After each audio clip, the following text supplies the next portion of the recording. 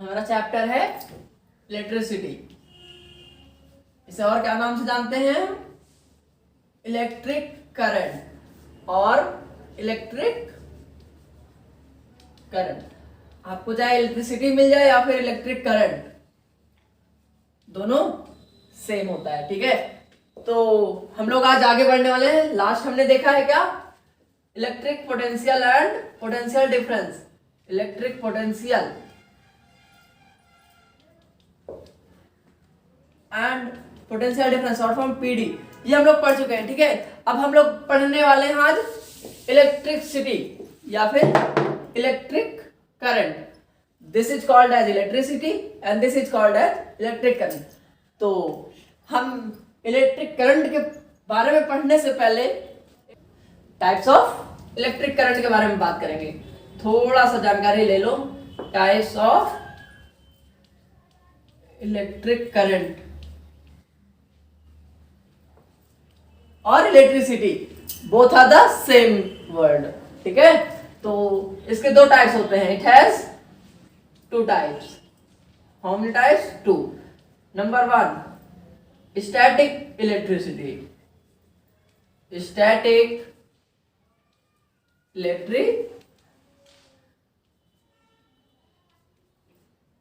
Electricity. ठीक है, और सेकेंड वन है करंट इलेक्ट्रिसिटी। Current electricity. अब दोनों में फर्क क्या है? स्टैटिक, अच्छा हमारे सिलेबस में है क्या? हमारे सिलेबस में करंट इलेक्ट्रिसिटी, केवल और केवल करंट इलेक्ट्रिसिटी के बारे में हम लोग बात करेंगे। स्टैटिक इलेक्ट्रिसिटी आपको हायर क्लासेस में पढ़ने को मिलेगा। देखो, इसकी definition simple, current which is in rest. Current या फिर चार्जेस एट रेस्ट। ठीक है, और करंट में क्या आ जाता है? Charges are in motion. Moving charges कहलाता है current electricity and the charge at rest, मतलब रेस्ट में रुका हुआ चार्ज क्या कहलाता है? Static electricity. ठीक है, मान लो चार्ज तुम्हारा यहां था। ठीक है, क्यू चार्ज यहां था। चार्ज के बारे में आपको पूरी जानकारी मिल जाएगी, नीचे डिस्क्रिप्शन में लिंक मिल जाएगा, वहां से आप जाके पढ़ सकते हैं। ठीक है, तो ये चार्ज था, ये यहां पर केवल यहीं पर है, तो ये क्या कहलाएगा? ये कहलाएगा स्टैटिक इलेक्ट्रिसिटी। ये कहलाएगा static electricity. But same charge इस पोजीशन से इस पोजीशन मूव कर रहा है, फिर आगे जा रहा है, फर्दर आगे, तो पहले यहां था, फिर यहां आया, फिर आगे जाके कहीं यहां आ गया, तो ये क्या कहलाएगा? Current electricity. मतलब जब मोशन में आ जाएगा चार्ज तो कहलाएगा करंट, और जब रेस्ट में रहेगा तो स्टैटिक इलेक्ट्रिसिटी। और हमारे सिलेबस में केवल और केवल करंट इलेक्ट्रिसिटी है। ठीक है, अब बात करेंगे हम लोग इलेक्ट्रिसिटी या फिर इलेक्ट्रिक करंट। इलेक्ट्रिक करंट क्या होता है? ठीक है, पढ़ा होगा, पता होगा। देखो, होता है द फ्लो ऑफ चार्जेस और electrons. Charges, the flow of charge या फिर चार्जेस। ठीक है, the flow of charge is called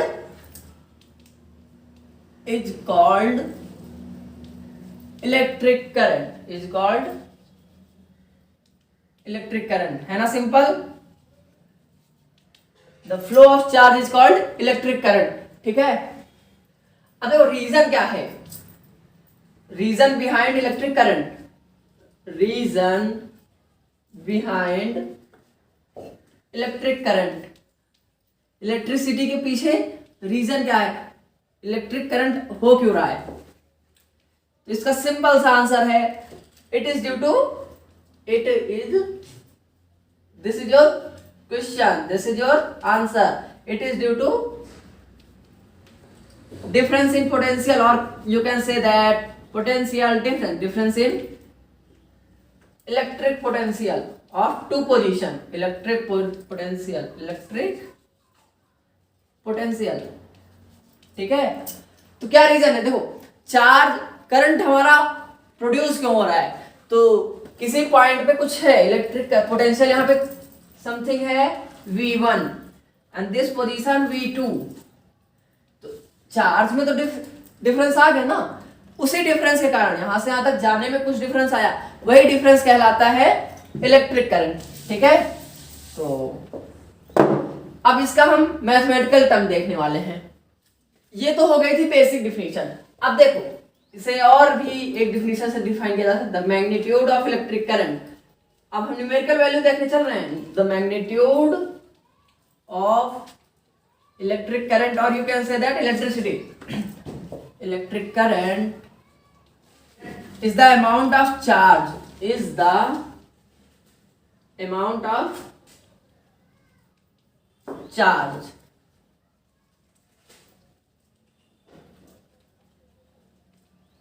passing through a given point, passing through a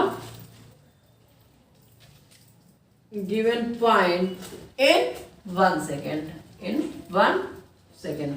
अब देखो यहां पे बात किसकी किसकी हो गई, चार्ज की बात हो गई है, और सेकंड, चार्ज क्या है हमारा Q, सेकंड क्या है हमारा टाइम। ठीक है, चार्ज क्या है Q, टाइम। तो करंट को किससे डिनोट किया जाता है, I, you can say that capital I। ठीक है, तो स्मॉल I और capital I both are the symbol for electric current और इलेक्ट्रिसिटी। ठीक है, तो अब देखो यहां से डिफिनीशन क्या कह रहा है, द मैग्नीट्यूड मतलब चार्ज की वैल्यू कितनी, उसकी मात्रा कितनी है, कितना अमाउंट ऑफ चार्ज गया, ये कैसे पता चलेगा। The magnitude of electric charge current is the amount of charge, amount of I is equal amount of charge passing through a given point, किसी एक पॉइंट पर किसी पार्टिकुलर टाइम में कितना चार्ज फ्लो हुआ। देखो ये पॉइंट है, इस पॉइंट पे जाने के लिए 1 सेकंड में कितना, इस पॉइंट से कितना चार्ज आ रहा है, यही कहलाएगा तुम्हारा क्या, इलेक्ट्रिक करंट। ठीक है, I इस पॉइंट से 1 सेकंड में कितना चार्ज गया, Q अमाउंट गया, टाइम कितना लिया, T सेकंड मान लेते हैं हम, तो क्या हो जाएगा, I is equal Q upon T। This is your basic formula. आज से हम इसी को ही देखते चलेंगे। ठीक है, आगे ये मिलता रहेगा। तो I is equal Q upon T, ये हो गया हमारा इलेक्ट्रिक करंट का मैथमेटिकल टर्म। क्या देखा अभी formula last, I is equal Q upon T। ठीक है, ये फॉर्मूला एकदम रट लो, ये एकदम रट लो। ठीक है, अब देखो उसमें क्या, अब इसकी हम बात करने वाले हैं यूनिट, यूनिट ऑफ करंट क्या होता है, ampere. Unit of current is ampere, denoted by capital A। ठीक है, ये तो SI सिस्टम, इन SI क्या हो जाएगा, एम्पियर। अब देखो इस फॉर्मूले से यूनिट निकालो, तो I is equal Q upon T।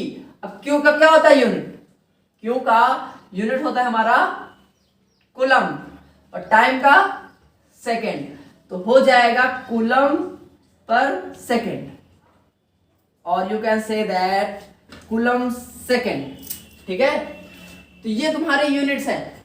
Ampere कह सकते हो, कूलम पर सेकेंड, या फिर coulomb inverse, second inverse sorry. ठीक है, तो ये सारी यूनिट्स हैं। अब देखो, अब यहां से अभी लास्ट डे हमने देखा था पोटेंशियल 1 वोल्ट को डिफाइन किया था, 1 वोल्ट। सेम वैसे ही हमें किसको डिफाइन करना है, 1 एम्पियर। तो 1 एम्पियर कब हो जाएगा, जब 1 कूलम चार्ज 1 सेकंड में पास होगा। तो ये तो हम आगे बात करने वाले हैं, नोट डाउन। अब देखो हम डिफाइन क्या करने वाले हैं, 1 एम्पियर। अभी जैसे 1 वोल्ट डिफाइन किया वैसे ही अब देखो करंट से डिफिनीशन, ये बहुत इजी होता है और ये एग्जाम बेसिस से बहुत इंपॉर्टेंट है। ये आपको सीधे सीधे 1 नंबर में उठा के दे देगा, कह देगा define 1 ampere, define 1 volt, define 1 coulomb. तो इसकी डिफिनीशन के लिए सबसे सिंपल और सबसे आसान तरीका पता है क्या है, इसका फॉर्मूला याद होना चाहिए। अब एम्पियर किसका यूनिट है, करंट। तो करंट का फॉर्मूला क्या होता है, चार्ज अपॉन टाइम। अब देखो हम कह सकते हैं कि 1 एम्पियर कब होगा, जब 1 कूलम ऑफ चार्ज 1 सेकेंड, मतलब 1 टाइम में, यूनिट टाइम में किसी भी पॉइंट से या किसी कंडक्टर से, किसी वायर से पास हो रहा हो, तो वो कहलाएगा 1 एम्पियर। तो देखो ये कहां से आ रहा है, फॉर्मूले से। इसका यूनिट C, इसका यूनिट सेकेंड। तो जब 1 सेकेंड में 1 कूलम चार्ज पास हो रहा हो तो वो कहलाता है 1 ampere.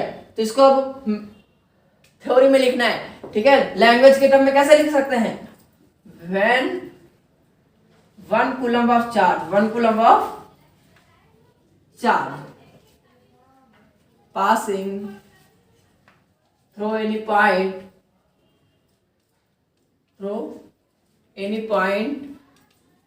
in 1 second, then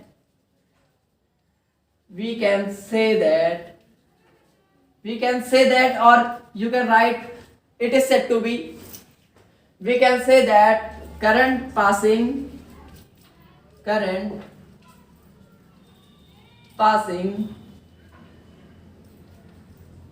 through the point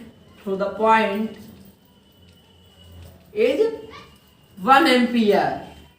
देखो आप लोग अपने तरीके से, हमने समझा दिया कैसे करना है, आप अपना लैंग्वेज भी लिख सकते हैं, ठीक है। और नहीं तो ये बेस्ट है, आप ऐसा लिख देंगे तो कहीं नंबर जाने नहीं है। और ये डिफिनीशन आपको 1 नंबर में देखने को मिल जानी है, लिख के ले लो, ठीक है। तो ये हो गया 1 एम्पियर के बारे में। चलो और थोड़ा सा आगे हम लोग और 2 यूनिट के बारे में बात कर लेते हैं। Smaller unit of current. ये बात क्यों करने जा रहे हैं, क्योंकि एम्पियर जो होता है वो बिगर यूनिट होता है, एम्पियर बड़ी यूनिट है, तो हमें छोटी यूनिट की जरूरत पड़ती है, तो हम छोटी यूनिट को पढ़ने चल रहे हैं, ठीक है। तो अब हम बात करेंगे क्या, पहली पढ़ेंगे milli ampere and after then we will study micro ampere, ठीक है, माइक्रो एम्पियर। तो अब मिली एम्पियर क्या होता है, 1 milli ampere is equal, milli ampere लिखते किससे है, M A, small M and A. Micro ampere कैसे डिनोट किया जाता है, this and this symbol for micro and this symbol for milli. अब देखो 1 मिली एम्पियर इज इक्वल क्या हो जाता है, 1/1000 एम्पियर। तो 1 milli ampere can be written as 10⁻³ ampere. तो मिली एम्पियर पता चल रहा है कितनी छोटी यूनिट है, और मतलब 1000 पार्ट ऑफ एम्पियर कहलाता है मिली एम्पियर। ऐसे ही यहां पे हो जाता है 1 micro ampere is equal 10⁻⁻6 ampere. ये दोनों वैल्यू याद होनी चाहिए, हिस्सा न्यूमेरिकल लगाने में बहुत हेल्पफुल होता है, और इसका कहीं ज्यादा यूज तो नहीं है लेकिन न्यूमेरिकल में बहुत यूजफुल है ये, तो इतना नोट डाउन कर लो। अब हम लोग लास्ट एकदम बात करने वाले हैं क्या, एक instrument that is called ammeter. अभी देखा था हमने क्या, वोल्ट मीटर। वोल्ट मीटर क्या करता है, वोल्ट मीटर ये हमारा पोटेंशियल डिफरेंस को मेजर करता है, या फिर इलेक्ट्रिक पोटेंशियल को मेजर करने का इंस्ट्रूमेंट कहलाता है वोल्ट मीटर, ठीक है। और इसकी एक खास बात थी, ये हमेशा पैरेलल में लगता है। कोई भी एक कनेक्शन दिया है तो उसमें हमेशा वोल्ट मीटर पैरेलल में लगेगा। वैसे ही हम लोग आज बात करने वाले हैं एमीटर। अब एमीटर क्या होता है, ammeter it is an instrument, it is an instrument which measures current, which measures current, और you can say that electric current, ठीक है। तो एमीटर क्या होता है, ऐसा इंस्ट्रूमेंट जो करंट को मेजर किया जाता है। अब इसकी देखो खास पॉइंट क्या है, it is always connected in, हमने वोल्ट मीटर देखा कनेक्ट किसमें होता है, पैरेलल, कनेक्टेड इन सीरीज। चीजें आसानी से धीरे धीरे क्लियर होंगी। तो सीरीज क्या होता है, कनेक्शन क्या होता है, और एमीटर का यूज क्या है, ये सब हम आगे धीरे धीरे स्टेप बाय स्टेप जब पढ़ते जाएंगे तो ये सब सारी चीजें क्लियर होती जाएंगी, ठीक है। पैरेलल सीरीज क्या होती है, पैरेलल कनेक्शन क्या होता है, सीरीज कनेक्शन क्या होता है, जैसे जब हम लोग अभी आगे धीरे धीरे चैप्टर में एंटर करते हुए जाएंगे तो ये सब सारी चीजें क्लियर होती जाएंगी। और दूसरा है कि एमीटर का जो होता है खास बात, इसका रेजिस्टेंस। अब रेजिस्टेंस क्या है, ये हम जब अगला लेक्चर पढ़ेंगे तो उसमें रेजिस्टेंस के बारे में बात किया जाएगा। तो ammeter should have less resistance. ठीक है, मतलब इसका रेजिस्टेंस बहुत कम होना चाहिए। अब रेजिस्टेंस हम लोग आगे पढ़ेंगे तो चीजें क्लियर होती जाएंगी। तो ये तो हो गया मीटर। मीटर क्या होता है? एक इंस्ट्रूमेंट जो कि करंट को मेजर करता है, और इसका खास बात है हमेशा किसमें कनेक्ट होता है? Connected in series. और इसका रेजिस्टेंस क्या होना चाहिए? लेस, और you can say that low resistance. It should have low resistance. तो ये तो मीटर की बात हो गई। और वोल्ट मीटर जस्ट अपोजिट है, यह हमेशा पैरेलल कनेक्ट किया जाता है और इसका रेजिस्टेंस हाई होता है। तो ये तो एमीटर और वोल्ट मीटर की बात हो गई। Note down, quick revision. That means what we have discussed today we will revise. तो हमने क्या क्या पढ़ा आज? हमने पढ़ा है पहले इलेक्ट्रिक करंट, हमने पढ़ा इलेक्ट्रिक करंट, और पढ़ा था क्या? टाइप्स। टाइप्स को भी तो पढ़ा था ना, दो प्रकार के होते हैं। कौन कौन से? Static current, static electricity and current electricity. तो पहले तो हमने इलेक्ट्रिक करंट पढ़ा, फिर क्या पढ़ा हमने? इसका mathematical form I is equal Q upon T. तो यहां से एक रिजल्ट निकल के आता है Q is equal I T. ठीक है, इस रिजल्ट को भी याद रखना। हमने कह दिया करंट कुछ दिया है, टाइम कुछ है, चार्ज निकाल के बताओ, तो इस फॉर्मूले से आ जाएगा। बाकी करंट निकालने का ये फॉर्मूला है। और फिर हमने क्या पढ़ा था? Unit of current. इसका यूनिट होता है एम्पियर, और can be say that coulomb पर सेकेंड। और छोटी यूनिट्स भी पढ़े हम लोग, milli ampere and micro ampere. ये दोनों इसकी स्मॉलर यूनिट है। फिर क्या पढ़ा हमने? हमने लास्ट टॉपिक पढ़ा ammeter, an instrument which measure electric current. तो ये हमेशा सीरीज में लगता है, और इसका रेजिस्टेंस बहुत ही कम, बहुत ही नेग्लिजिबल होना चाहिए, मतलब जिसे हम इग्नोर कर सके। तो आइए हम लोग एक न्यूमेरिकल देखते हैं। ठीक है, किसके बेस्ड है हमारा ये न्यूमेरिकल? करंट के ऊपर। फॉर्मूला क्या है? Charge upon time, I is equal Q upon T. चलिए क्वेश्चन पढ़ते हैं। An electric bulb draw the current of 0.25 ampere. Solution क्या हो जाएगा? देखो, सबसे पहले क्वेश्चन लगाने का अप्रोच क्या होना चाहिए? न्यूमेरिकल कोई भी जो गिवन है उसे नोट डाउन कर लेना चाहिए। तो सबसे पहली लाइन में क्या गिवन है? एम्पियर, मतलब करंट दिया है, कितना है? 0.25 एम्पियर।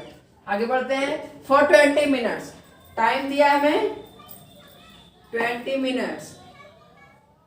ठीक है, इसे सेकंड में कन्वर्ट कर सकते हो। टाइम इज इक्वल हो जाएगा 20 क्रॉस 60 सेकेंड्स। तो टाइम इज इक्वल कितना दिया है? 1200 सेकेंड्स। ठीक है, और फिर हम लोग क्या बात करेंगे? आगे क्वेश्चन पढ़ते हैं, देखते हैं।